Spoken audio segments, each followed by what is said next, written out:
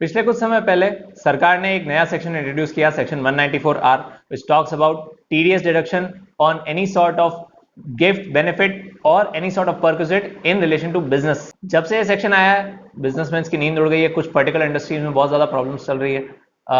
लोग एप्रीहेंशन हैं, लोग समझने की कोशिश कर रहे हैं how are we gonna do it. इस वीडियो में हम उस सारे प्रैक्टिकल एस्पेक्ट्स को डिस्कस करने वाले हैं that be surrounding this section, and we will also be telling you particularly two major industries जहां पे ये सेक्शन एक बहुत बड़ी प्रॉब्लम पोज करने वाला है, और उस प्रॉब्लम को कैसे मीट आउट करना है उसका सोल्यूशन भी हम आपको एंड में, इस वीडियो के एंड में देंगे। पूरी जानकारी के लिए इस वीडियो को एंड तक देखें। Subscribe this channel. You are watching Tax Ledger adviser.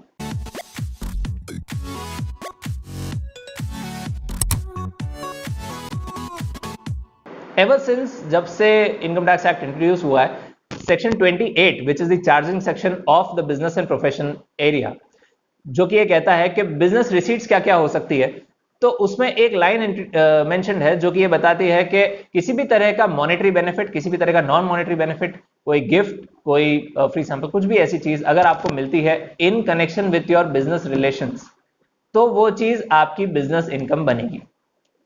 Now here comes the problem. कई लोग जो है गिफ्ट्स, बेनिफिट्स, फ्री सैंपल्स को ऐसे ही डिस्ट्रीब्यूट करते हैं सेल्स प्रमोशन टेक्निक के तौर पे, या फिर यो उनके बिजनेस का एक कॉमन पार्ट होती है। और जब वो ये गिफ्ट्स, बेनिफिट्स किसी को प्रोवाइड करता है तो सामने वाला पर्सन उसे अपनी इनकम में कभी रिपोर्ट नहीं करता था। Why is that so? Because कोई भी तरह का बेनिफिट जो कि डायरेक्टली कैश के फॉर्म में नहीं दिया जा रहा है, it will leave no trail behind.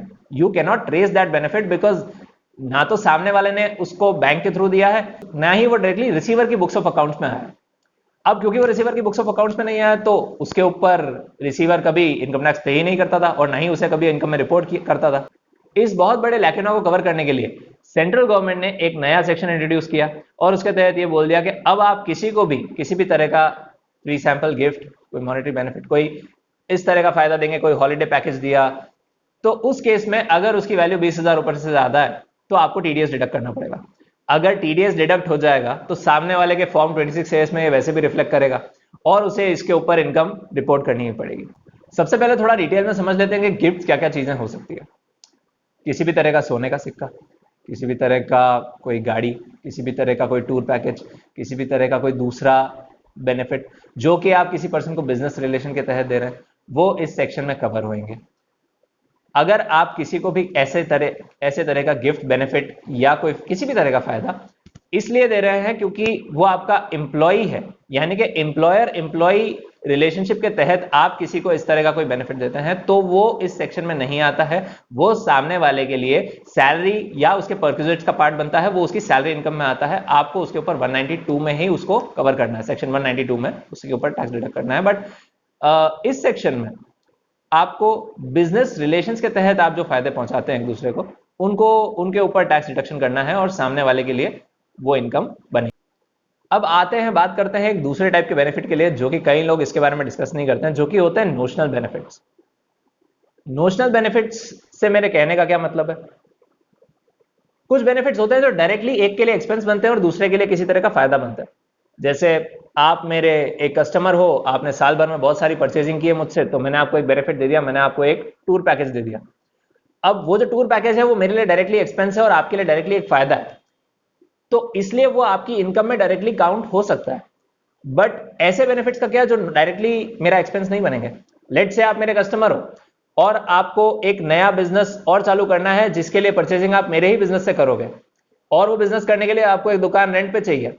एक प्राइम एरिया में मेरे पास ऐसी दुकान रेंट पे अवेलेबल है, उसका पैसे तो प्रैक्टिकली रेंट 60,000 रुपए है, बट क्योंकि आप मेरे इतने अच्छे कस्टमर हो और आप मुझसे ही खरीदने वाले हो, मैं आपको वो दुकान 20,000 रुपए पर मंथ के रेंट पे प्रोवाइड कर दूंगा। अब ये जो 40,000 का मेरे लिए एक्स्ट्रा बर्डन है, ये एक नोशनल एक्सपेंस है, ये कोई एक्चुअल एक्सपेंस नहीं है, बिकॉज अपने बीच में ट्रांजैक्शन 20,000 के ऊपर ही हुआ। किसी भी तरह के नोशनल बेनिफिट पे ये सेक्शन कभी प्रैक्टिकली एप्लीकेबल नहीं होने वाला है, बिकॉज ऐसे नोशनल बेनिफिट्स को ट्रेस टेल पे लाना प्रैक्टिकली पॉसिबल नहीं है। इस सेक्शन की एप्लीकेबिलिटी को आइए थोड़ा और डिटेल में समझते हैं। इस सेक्शन को सही तरह से अप्लाई करने के लिए ऐसा हो सकता है कि कई जगहों पे जहां पे आप कोई एक्सपेंडिचर इनकर कर रहे हैं किसी गिफ्ट देने के लिए, कोई बेनिफिट देने के लिए, वहां पे आपको ग्रॉसिंग अप करने की जरूरत पड़े। ग्रॉसिंग अप करने की जरूरत से मेरा क्या मतलब है? Let's say for an example, मैं अपने किसी बिजनेस को प्रमोट करना चाहता हूं और मैं उस प्रोडक्ट को प्रमोट करना चाहता हूं स्पेसिफिकली, और मैं उस प्रोडक्ट को प्रमोट करने के लिए कोई इंस्टाग्राम इन्फ्लुएंसर को हायर करता हूं और मैं उसे वो प्रोडक्ट फ्री में पहुंचा देता हूं as a free gift, as a sample.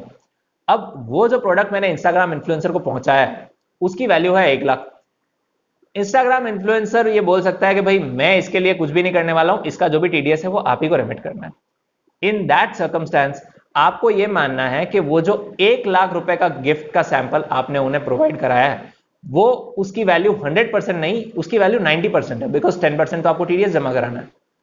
Which means कि आपको 1 lakh divided by 90%, which tent amounts to 1,11,101, इतना अमाउंट का टोटल बेनिफिट सामने वाले को देना पड़ेगा। विच मीन्स कि उस पर्सन के लिए जो टीडीएस का अमाउंट आपको जमा कराना है वो होने वाला है 11,111 रुपए। अगर आप टोटल करें कि आपने सामने वाले को कितना फायदा पहुंचाया है, तो that will become 1 lakh plus 11,111, which makes the total expenditure to 1,11,111। सही बात तो यह है कि इससे हर पर्सन के लिए उसके बिजनेस के खर्चे बढ़ने वाले हैं, बिकॉज ना केवल सामने वाले को वो इनकम रिपोर्ट करनी पड़ेगी और उसके ऊपर टैक्स पे करना पड़ेगा, बल्कि जो पे कर रहा है उसे भी ग्रॉसिंग अप का यूज करना पड़ेगा। अगर आप ये ग्रॉसिंग अप का प्रोविजन नहीं अप्लाई करते हुए इस एक्सपेंस को कम से कम रखना चाहते हैं, तो आपके पास क्या ऑप्शन है, आइए उसको डिस्कस करते हैं। तो आपके पास जो दूसरा ऑप्शन बचता है वो ये है कि आप लेट से फॉर एग्जांपल किसी को 1 लाख का सोने का सिक्का दे रहे हैं, तो 1 लाख का सोने का सिक्का देते समय आप उस पर्सन से 10% टीडीएस का अमाउंट वापस अलग से कलेक्ट कर लें। कलेक्ट करने यानी कि अलग से बैंक से वो पैसा अपने बैंक में ले ले और उसके नाम पे दोबारा जमा करा दे। फर्क कुछ नहीं पड़ा, लेकिन सामने वाले के नाम पे टीडीएस का अमाउंट जमा हो गया और आपको उसके लिए कुछ भी नहीं करना पड़ा। आपका नेट एक्सपेंस 1 लाख के ऊपर बुक्ड रहेगा। आइडियली स्पीकिंग ये इस टीडीएस प्रोविजन का थोड़ा सा एक वर्क अराउंड है, सिंस बिकॉज अगर आप किसी से पैसा लेके जमा करा रहे हैं तो वो डिडक्शन कैसे कहला सकता है, आई डोंट नो, वो बेसिकली टैक्स कलेक्शन हुआ, बट प्रोविजन ही कुछ इस तरह से इंप्लीमेंट हुआ है कि ये करना जरूरी है। ये करना क्यों जरूरी पड़ रहा है, आइए इस चीज को भी डिटेल में समझते हैं।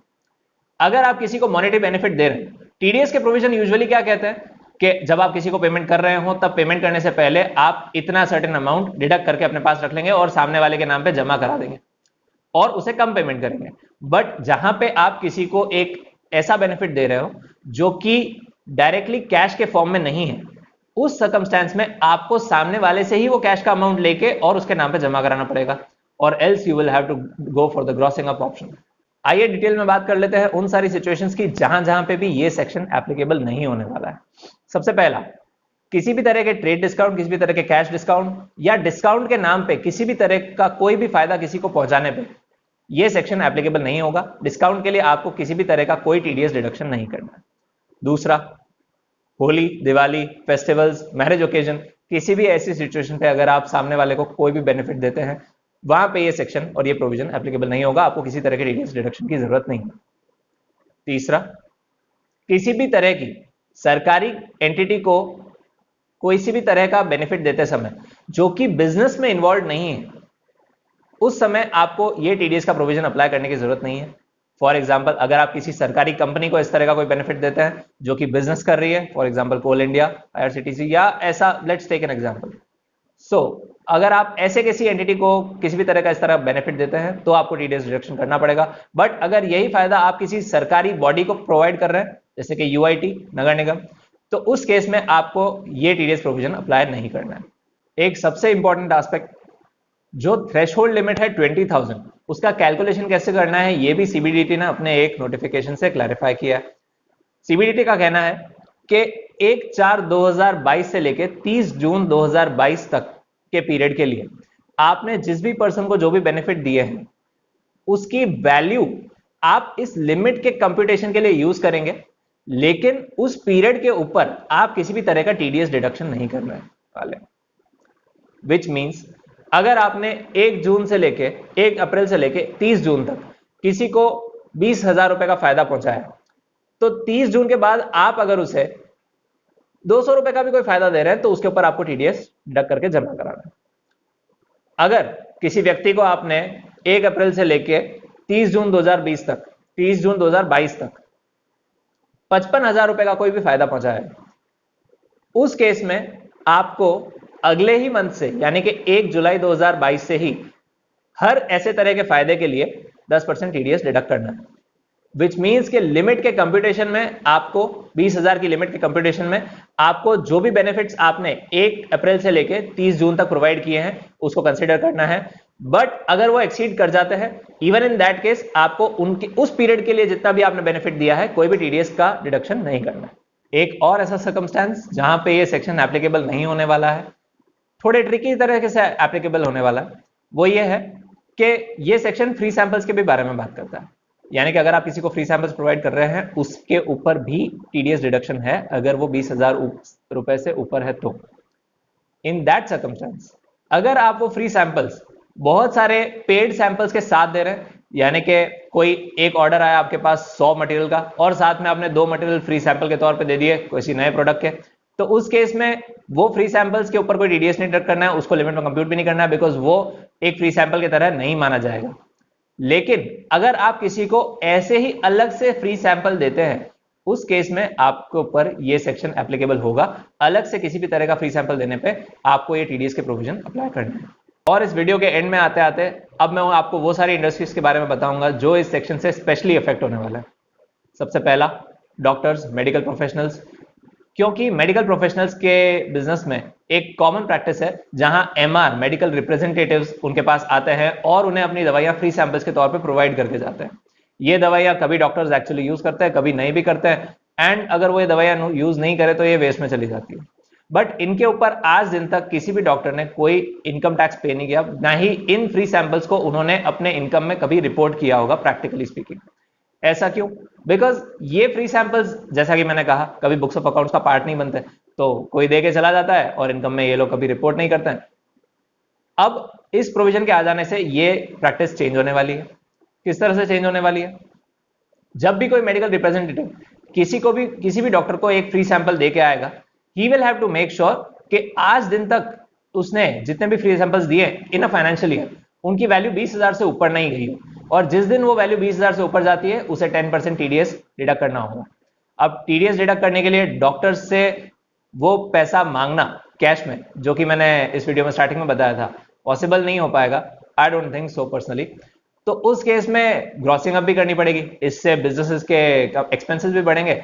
साथ ही साथ एट द ईयर एंड जब डॉक्टर साहब अपना रिटर्न भरने जाएंगे तो उन्हें भी, क्योंकि उनके 26 ईयर्स में वो टीडीएस डिडक्टेड आ रहा होगा, तो उन्हें भी वो चीज अपने बिजनेस में एज एन इनकम रिपोर्ट करनी होगी। अगेंस्ट में वो एक्सपेंस चाहे तो क्लेम कर सकते हैं, बट उनकी इनकम जो पहले एस्केप हो जाती थी असेसमेंट से, अब वो चीज नहीं हो पाएगी।